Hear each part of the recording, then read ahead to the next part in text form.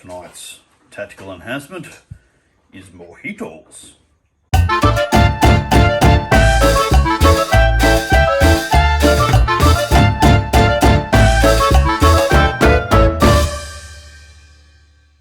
We're playing Warhammer 8th edition, 2,500 points, and it's red team versus red team. Standard battle line, we actually rolled a dice for it and it came up as a 1. And for the terrain, we've got some lovely trees, but there's absolutely no reason to block line of sight from cannon today because there are none. We have the watchtower and some other buildings, including an inn and a little farmstead, presumably services the inn. Those are from the Warhammer townscape, all based up with a few extras. As for the armies, Mark, talk us through what you've got. So I've got a very, very balanced army that uses every phase. So I've got a Lord, Khorne Lord on a dragon. A load of that insane thing. Oh, he's headless. Lovely. Oh, he's headless, that's for painting. A BSB on a demonic mount. 21 Khorne warriors with extra hand weapons. 10 dogs for core. 5 marauders just to do what marauders do. Maraud, one assumes. Yeah. Then 4 dragon ogres.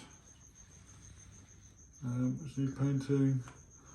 5 Khorne knights. 1 chimera. And 4 skull crushers. Yeah, so these are scary. This army ignores magic, ignores shooting, it runs forward and hits things with axes. Yeah, I've always been of the opinion of the Khorne army. I think somebody wrote this in an article somewhere. You set it up, you go away to make a cup of coffee, you come back and it's 1. Yeah. Up against this, I have my Khorne demon army. It's purest demon army. I made it with the 8th edition book, but I always liked the old school core units, none of any fancy things. I mean, look, skull cannons should not exist. They shoot, therefore they're not Khorne. We've got 4 of the blood crushers, I think they're called. 7 dogs. Just to make up points, really. They don't have any fancy stuff.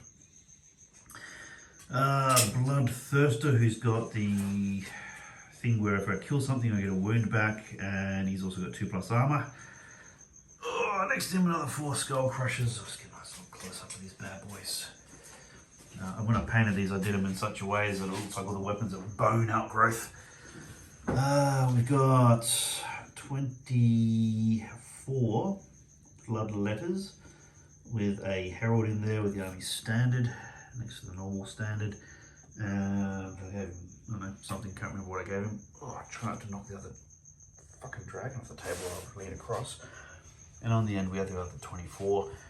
And that unit has a herald as well, who has a 2+ armor save, and both heralds have the ability that gives them hatred, which is, I think, was a reroll or an extra attack or something in the first round of combat. We've deployed. These things will have big bases, so we've taken up the full length of the table. Now I think it's time to hock a dice and see who gets to run forwards first. 6. 1. And you know what? It makes absolutely no fucking difference because nobody's shooting. And so no magic. We'll check in a minute. We said this was going to be a fast game due to the lack of shooting or magic. And then Mark pointed out that, well, no, you never know. It can get really slow when you're trying to get that perfect combo of charges. So for my first turn of movement, I've just shuffled forward a little bit on the right. So Mark is showing us how it's done and barreling right on in there, ready to charge next turn. Not sure if he'll make that charge, but this lot are definitely going to be right in the thick of it very shortly. Okay, well that's about it. No shooting, no magic, just maneuvering. Oh, it's like they're trying to hide behind a little tower or something. It's presumably they'll make uses of themselves in a minute. But there we have it. That's the make-up at the end of turn 1, just before the shit hits the fan. I just want to quickly film this because I suspect it may look different at the end of the combat phase. We got a multi-charge combo in on, what are these guys, Dragon Ogres. So hopefully that'll work. And we're taking a wild stab in the dark with these chaps having charged from here around into the dragon with the rider. I've got no idea whether or not that'll work. Meanwhile, these chaps shuffle back a little bit, see if they can tie up that flank for a bit longer. And these guys moved back because it's likely they'll get charged by, there's more cavalry at some point. Though they technically can't this turn, not sure what I was thinking. Anyway, yes, we'll check in after the movement phase and after the combat phase, sorry, and see what's happening. Right, well, let me talk you through what just happened here. This is first half of turn 2, the Khorne demon turn, and all of this lot got their monster combo off into the Dragon Ogres with the standard bearer on its demon horsey thing. They took a couple of wounds before massacring everything and wounding the all the Dragon Ogres were just killed outright. And the standard bearer was wounded and left rolling snake eyes with a reroll. He didn't get it, he ran away. We chased after with everything, so I didn't want that fucker coming back. We caught him and crushed him, and this is where they ended up. So turn 1, they moved a little. Turn 2, they charged over the top, and we're now behind the entire line. So that worked exactly as it's intended, which is nice. I can't say that happens very often in this game. Now over here, I am denied for a long time before charging this bloodletter unit with the herald, with the standard bearer, into combat against this enormous fucking dragon, 3-headed goddamn dragon with this lord on it. And we got the lord. We dumped everything, all the killing blows on the lord, and we got him. There's a grand total of fucking 3 wounds, maybe, I don't know, maybe a couple more, because I don't know if the other killing blow got through. And that was it. And in return, the dragon killed everything except for these dudes, and combat resolution was enough to polish off the remainder of the unit with combat results. Have a close look at the Lord. He's actually listening. He's lost his head. He hasn't actually got a head as well. Yeah, there was a nice little bit of poetic... You must have known it was going to happen. And I have to say, I've faced your Monster Mash army, and I'm very glad to have slaughtered that prick. But I've lost my unit, and the unit was only 50 points less than this thing was itself to begin with. And the only thing that's left is the dragon, though. He's actually not in combat because all those guys are dead. So he's got to do monster reaction. Yes. So leadership test on his own leadership. So 2d6 it goes somewhere in the thing. He's fine. Sadly. No, he doesn't have to do leadership because he won the combat. He's just got to do a roll. No, that's what you have to do. So once the rider's slain, take a leadership test on the monster's own leadership. If he passed, he's normal for the rest of the game. Oh, that's a little different. I don't remember that way, but that's a little disconcerting. That thing's still going to romp around and do huge amounts of damage. Yeah, leadership 8, so he's fine. Okay, well, I killed 300 points worth of... No, I'm just reading it. So you take a leadership... That's a monstrous amount. Yeah, so as soon as... So you take the reaction test on his own leadership. If the test is passed, he fonts on as normal. If the test is failed, you roll a d6 and consult the monster reaction table. So, okay. There's a leadership test. That was pretty cool. Right. And he's made it. So I've lost over 600 points worth of stuff in exchange for 300 points worth of stuff. But the general is dead. The standard bearer is dead. I'm not going to complain. End of turn 2, and almost all of the Khorne line has gone and done a big wheelie to face in on this mess over here. These broad cavalry popped up behind the dogs that were intending to face them. That was a bit of a dumbass mistake on my part. I should have just moved those guys up last turn. Now the dragon crashed in and bumped off two of these chaps, 2 of the juggers, and I didn't think we did anything back to it. Jeez, look at a little bit of detail on this fucking thing. That's nuts. It's got a head facing the wrong direction. Very Khorne. Right, so that was all the combat that happened, but the devils and the reformed detail. So I don't think we can get these juggers, the fully attacked unit, to charge this thing. I'm going to double check that, but I reckon the survivors of that unit are out of position. We did try to reform them to make room, but that didn't work. They didn't roll high enough. So we'll check in during turn 3.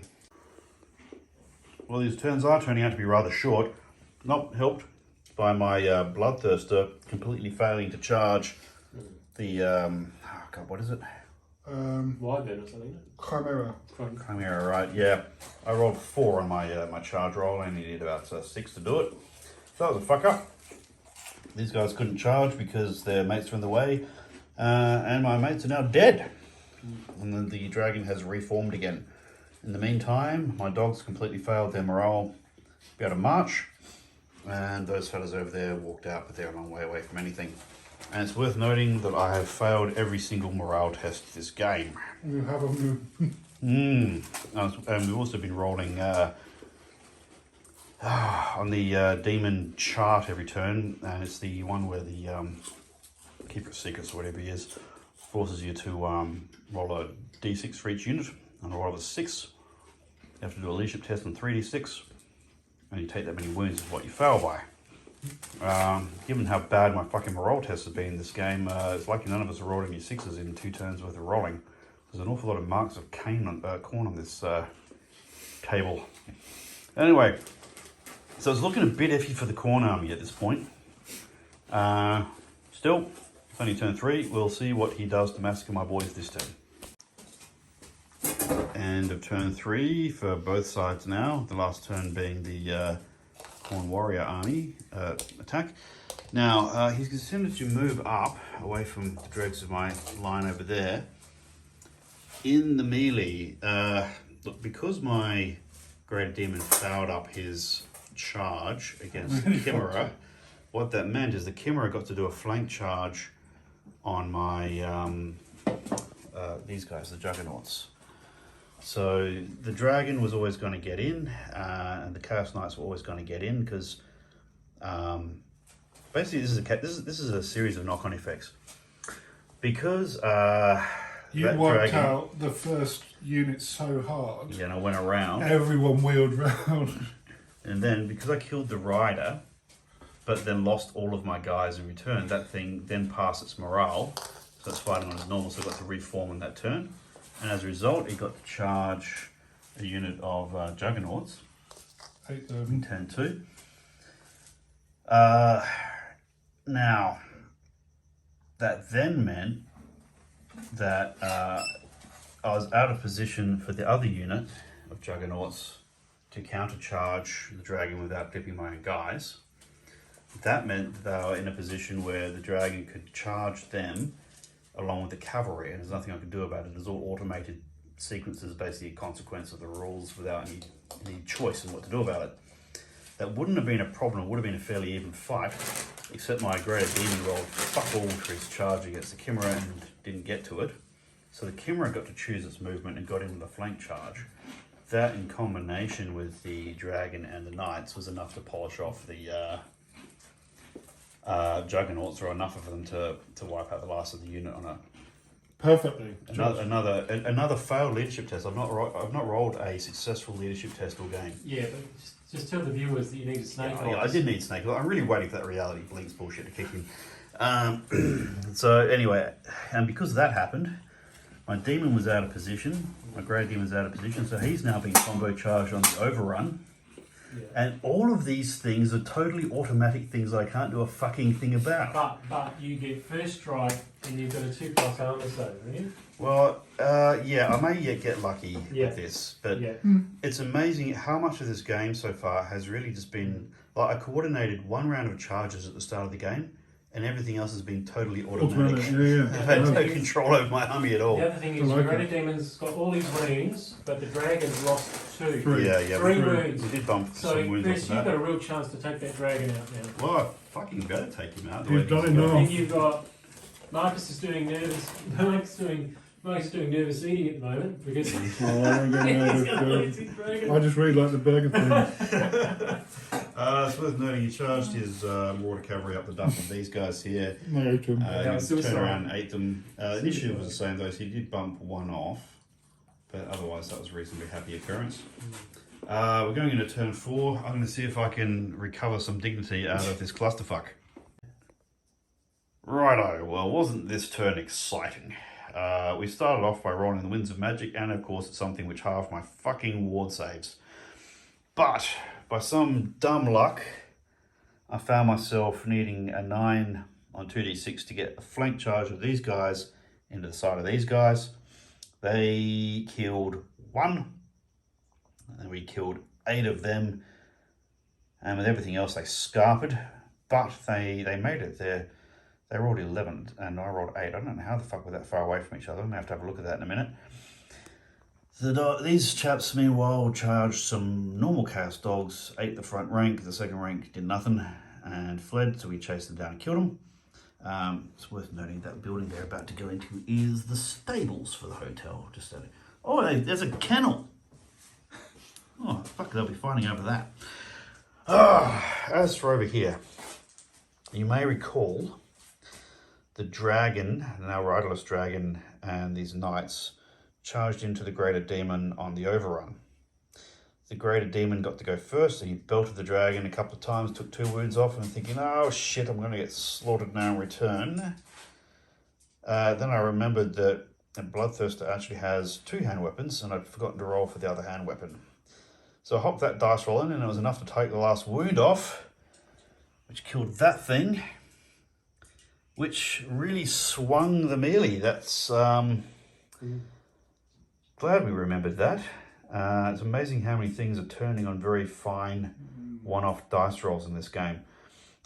These guys piled on a whole lot of attacks. They actually hit a lot of times, didn't do a lot of wounds, and I made my armor saves. So there are some crazy fucking dice rolls going in both directions today. It does recalibrate the battle quite a bit. Yeah. I mean, that's my casualty pile. I've lost 3 major units and a standard bearer. That's a casualty pile over there, including a general that should be on that thing, plus all of this lot. So I mean, look, it's Khorne. It's a fucking bloodbath, and so it should be. We're now going into turn 4 for the Chaos Warriors. We'll check in shortly. To nobody's surprise, the Chaos Warriors rallied. There was a bit of manoeuvring to figure out what to do with Shimmerer, and he positioned him to be able to charge the Greater Demon had he stayed in place. But the Greater Demon rolled okay, and these guys rolled woefully for the second turn running. Third turn running, yeah, actually good point. And then they rolled terribly for their morale test, and the Greater Demon chased them. Didn't quite catch them. They were motivated to go in the other direction. But that very perfectly worked out. So I'm outside the charge arc for Shimmerer, and probably out of reach of these guys. So now it's turn 5 for the Demon Boys. First half of turn 5, and this game just gets more and more crazy as we go along. So we had to charge these chaps into the Chaos Warriors. That was always going to be marginal.